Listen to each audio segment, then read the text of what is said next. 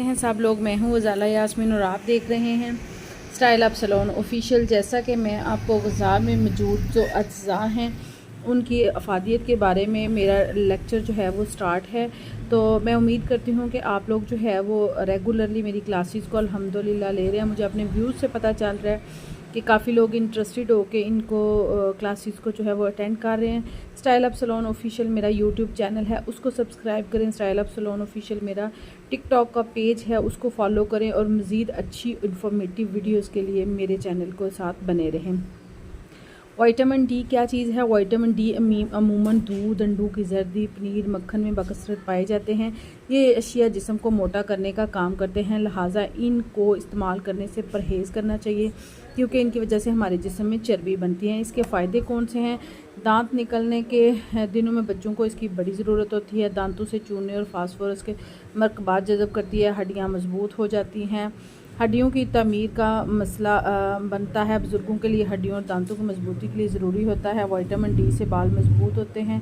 नौजवानों में vitamin D की थोड़ी मिकदार रोज़ाना लेना ज़रूरी है। विटामिन डी अंतड़ियों के निज़ाम को मजबूत करता है।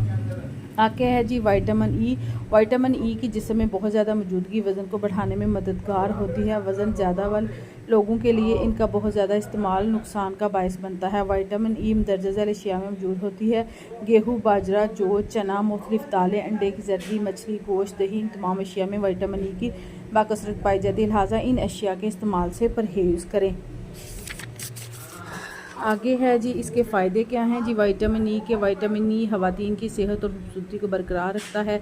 विटामिन ई बांझपन से बचाता है। विटामिन ई हमल के दौरान बहुत मुफीद होता है। विटामिन ई एक्जिमा की बीमारी दूर हो जाती है। विटामिन ई खून को पतला करने में मदद देती है, दिल की बीमारियों से बचाती है। विटामिन ई चर्बी और चिकनाई में हल हो जाते हैं। वर्जिश बहुत इंपॉर्टेंट टॉपिक जी। हमारी सेहत के लिए मुतवाज़न ग़िज़ा के अलावा वर्जिश की अहमियत बहुत ज़्यादा है।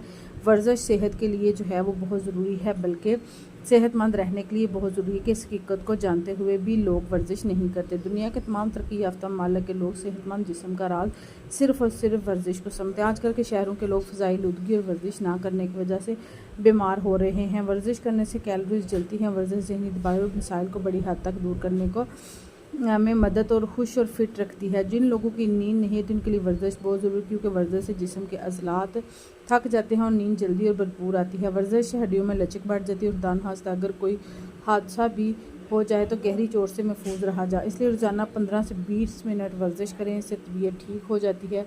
वर्जिश आमतौर पर 3 अक़साम की होती है। जिस्म में लचक पैदा करने की वर्जिश, पैदल चलना, जिस्म की चर्बी कम करने की वर्जिश।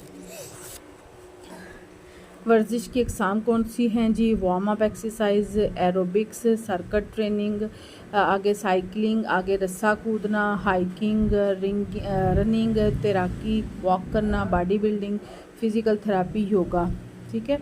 आगे जो है एरोबिक्स वर्जिश, डॉक्टर को बजाते ख़ुद उनकी वजाहत करते हुए कहते हैं कि एरोबिक्स में ऐसी वर्जिशें हैं जो दिल और फेफड़ों को इतने अरसे के लिए मुतहर्रिक करती हैं जो जिस्म में मुफीद तब्दीलियाँ पैदा करने के लिए मुनासिब होती है, जिनमें walking, jogging, running, cycling, skipping, rolling, swimming तमाम एरोबिक्स वर्जिशें हैं। इस तरह मुतअद्दिद खेल भी एरोबिक वर्जिशों पर मबनी है, मसलन टेनिस वगैरह। इन सब सरगर्मियों के लिए लंबे पट्टों के ग्रुप से इस्तेमाल सांस तेज़ी से जो है वो चलता है। इन तमाम वर्जिशों में स्विमिंग तैराक सबसे अच्छी वर्जिश है, क्योंकि इसमें ज़्यादा से ज़्यादा जो है वो पट्टे इस्तेमाल होते हैं, लेकिन सब लोग स्विमिंग पूल तक नहीं पहुंच सकते। चनाचा वो लोग जो कुछ वर्जिशें या खेल अपना सकते हैं।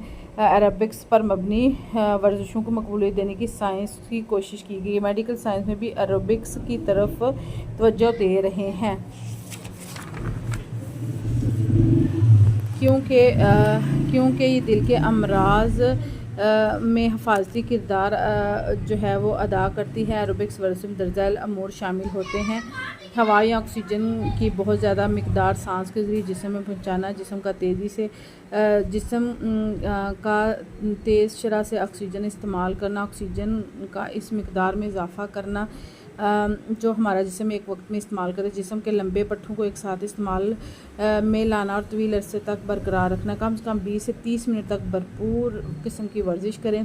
एरोबिक में वर्जिशें दिन में किसी भी वक्त की जा सकती है, अलबत्ता खाना खाने या नाश्ते के बाद फ़ौरन नहीं करना चाहिए। खाना के 2 घंटे के बाद वर्जिश करना मुनासिब रहता है।